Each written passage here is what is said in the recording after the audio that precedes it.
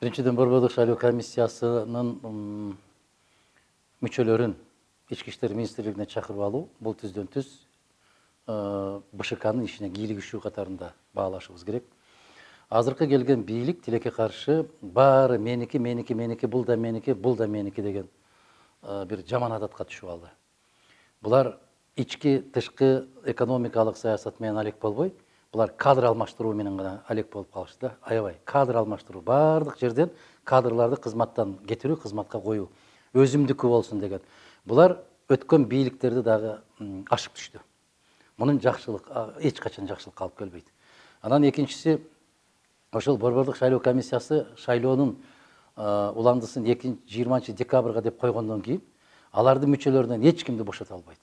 Бул конституциялык закон дагы жок, же атайын закон дагы жок, алардын мөөнөтүн бүттү, аларды чакыртып алуу дегенде. Ал президенттин өзүнүн квотасы болгондон кийин президент гана чакыртып ала алат. Президент дагы шайлоо процесси жүрүп атканда чакыртып алууга укугу жок.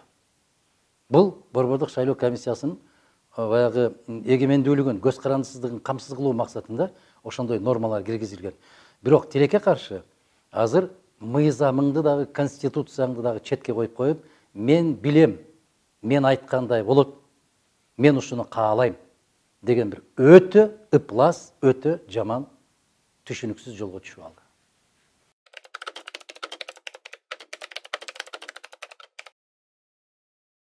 Шайлоо жөнүндөгү Кыргыз Республикасынын президентин жана Жогорку Кеңештин депутаттарынын шайлоо мыйзамы бул конституциялык мыйзам.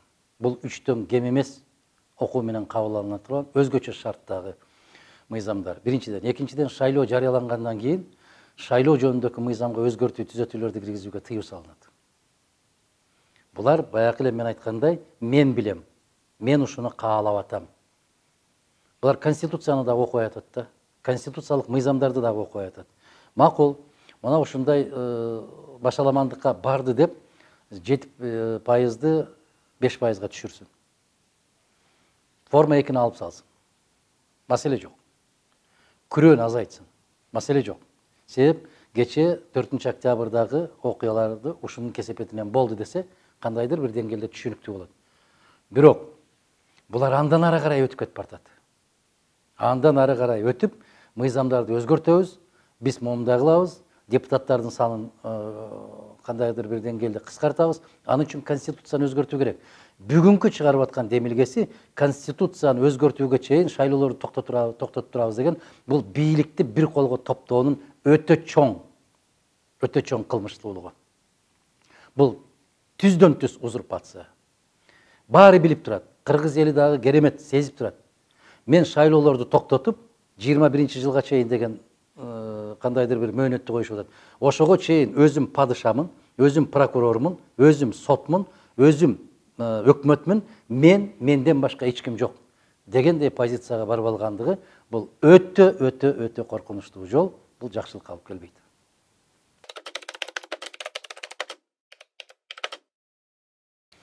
Биринчиден, президенттин милдетин аткаруучу конституцияга өзгөртүү түзөтүүлөрдү киргизе албайт. Бул конституциянын катуу талабы. Президенттин милдетин аткаруучу референдум жарыялай албайт. Бул да өтө катуу талабы.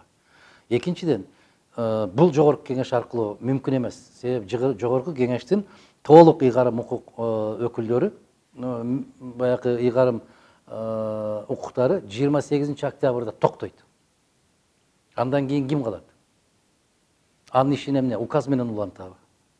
Кантип анын ишин улантып коюшу мүмкүн? Болгондо дагы Борбордук шайлоо комиссиясы шайлоону 20 декабрга коюп койду.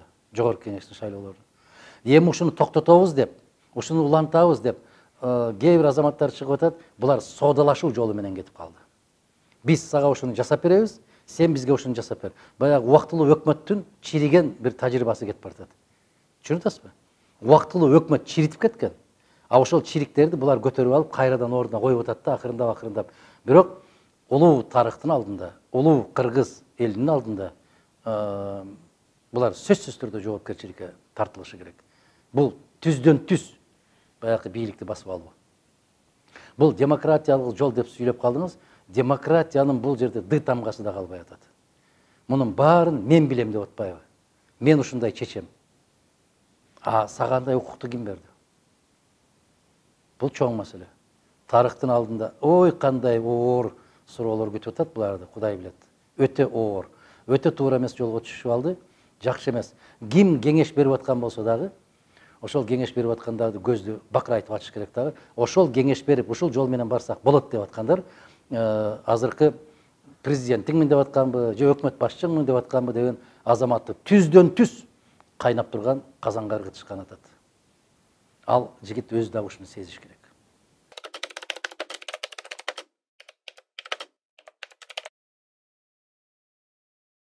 Биз кишиге каршы эмеспиз, биз ошол жасалып аткан иштерге каршыбыз.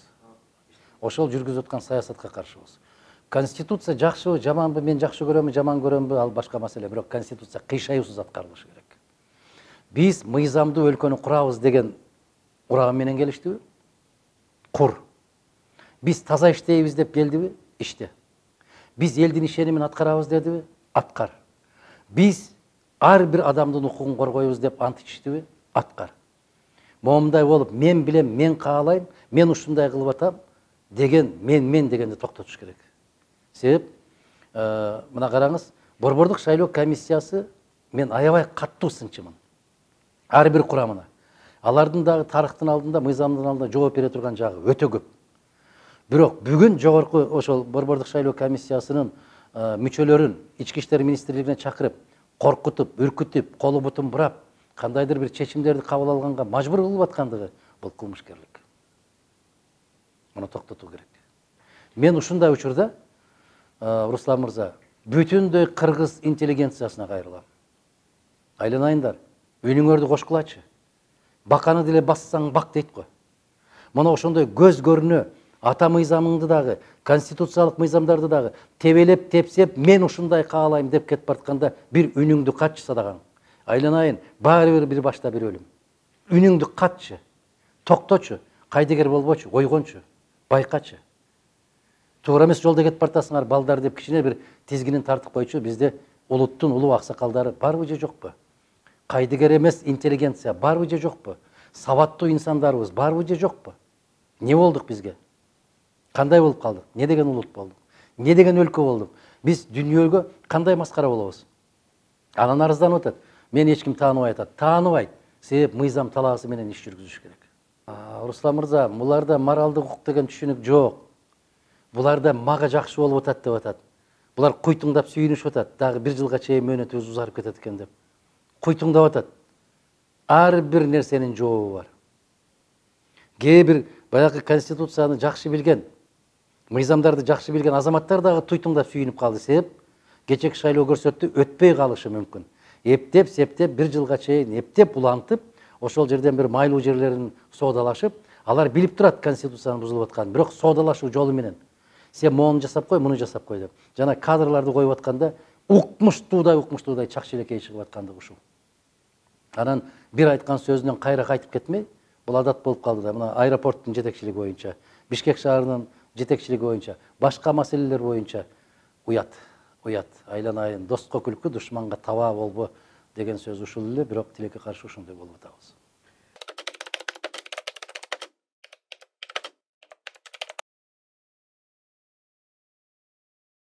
Муну азыркы жасалып аткан кадамдар менен эле Кыргызстанда демократия жок, баарын мен билем деген нукка түшүп калгандыгынын айкын ошол күзгүдөй көрүнүп калды.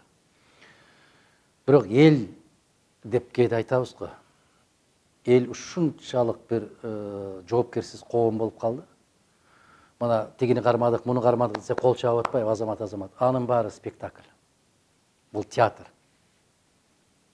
Бул аябай мындай бир кандай десем, арзан коюлуп аткан спектакльдер. Эртең болбосо бүрсү күнү болбосо 3 күндөн кийин же 1 жумадан кийин биздин элибиз баары бир көрөнгөсү бар эл. Байкап калды. Сезип калды. Мунун баары көз боемоочулук спектакль болуп аткандыгын билип калды. Эми Кудай сактасын. Бул эл толкуса кандай болгонун көрүп атпайбызбы? Неге сабак албайбыз? Мен мына азыр ушул БШК боюнча, булар конституциялык мыйзамдарды тебелеп аткандыгы боюнча бир билдирүү жасадым. Карасаңыз, массалык маалымат каражаттарынын баары калтырап титиреп ошону баса албай атат. Ошону чыгара албай атат. Демек, аларга конкреттүү түрдө бир ишараттар барган да.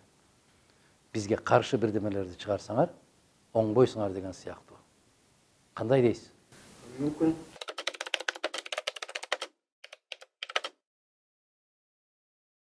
Жок, биз өз ара сүйлөшпөйбүз. Биздин сүйлөшпөгөнүбүздүн бир жолу ушул, биз соодалашпайбыз. Сүйлөшүү бул соодалашуу. Жок, сүйлөшүү деген демек бул соодалашуу. Бирок могул шайлоого катышуу, шайлоону өткөрүү бул бир тараптуу эле позиция. Бир тараптуу, сөзсүз түрдө бир тараптуу. Ооба. Алар кандай көз карашта деп ойлойсуз? Мындай сүйлөшүү. Алардын оозун эч ким жаап аткан жок. Үнү болсо, көз карашы болсо, позициялары болсо, айтканга эч ким тыюу салбайт. Бирок айтпай атпайбы?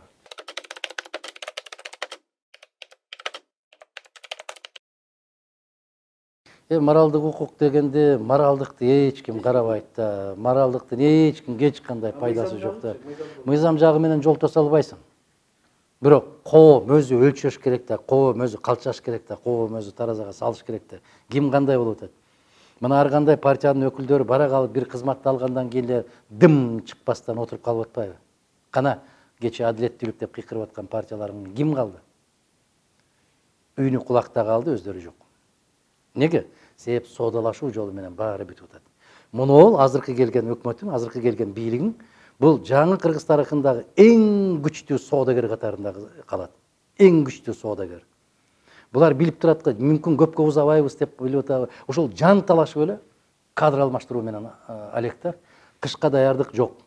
Сырттан инвестиция алып келүү деген жок. Биз эртең кантип кыштайбыз деген маселе жок. Биз мектептерди кандай камсыз кылабыз деген маселе жок. Кандай жылытабыз деген маселе жок. Эч кандай маселе жок.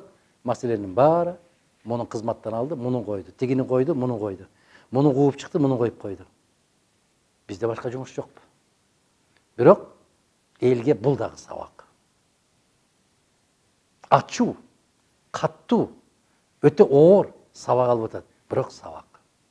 Көрсүн, билсин, түшүнсүн.